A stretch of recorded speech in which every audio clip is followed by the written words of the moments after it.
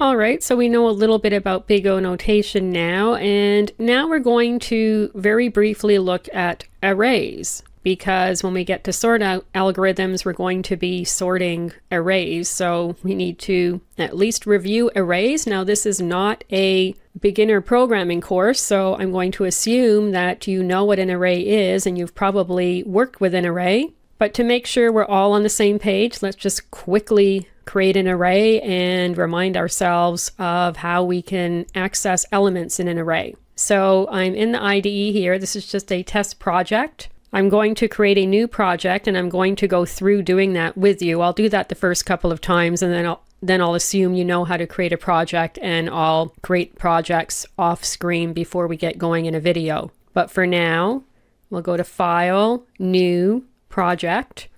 You want to make sure Java is selected on the left-hand side. And here you can set the project SDK. Now, right now I have mine set to Java 9, 1.9. As I'm recording this video, Java 9 is still in early access. So I'm actually going to change mine to Java 8. But if you want to use Java 9, that's fine. For this course, it doesn't really matter. I would recommend at least Java 8 because later in the course, we will be writing some code that uses language features that were only made available in Java 8. So make sure you're using Java 8 or Java 9. I'm going to switch mine to Java 8. I'll take the latest version, 102. You don't need to check anything on the right-hand side. We're going to click Next. I'm going to check the Create Project from Template because this will have the IDE generate a main method for us. Then click Next. I'm going to call my project Arrays. And I was fooling around with this before, so the package is already set. My package is set to academy.learnprogramming.arrays. You can set yours to whatever you want, and then click Finish. Now, because I have a project open, the IDE is asking me if I want to replace the project in this window or open a second window. We don't need this test project, so I'm going to replace it. And there we go. We have our new project. I'm going to pull this back a little bit to give us some space. So let's create an int array just to get ourselves going.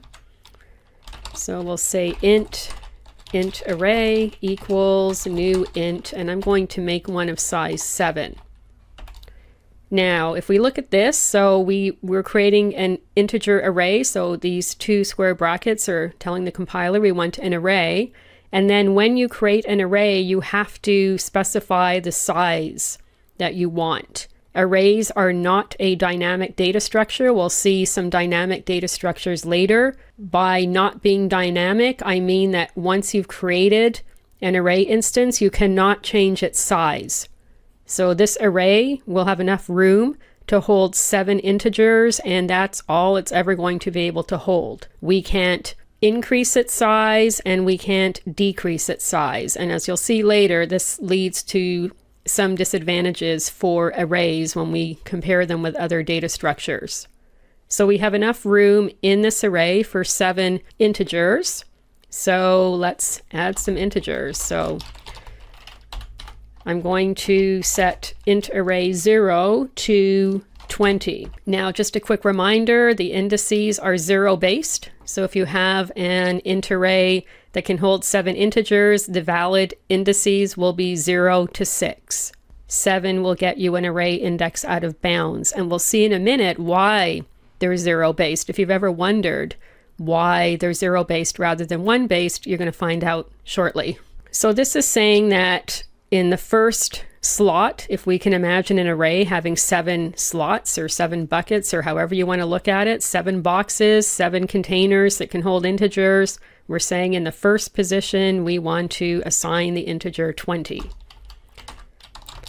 In the second position, which would be at array index 1, we're going to give that the value 35. In array index 2, we'll give that one minus 15. In 3, we'll give that one 7.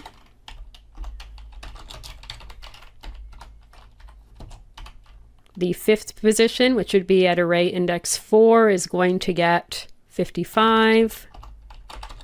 I've only got 2 more to go, so int array 5 will get 1, and int array 6 will get minus 22, not minus 11. So we've now filled the entire array. You don't have to fill the entire array, but we have.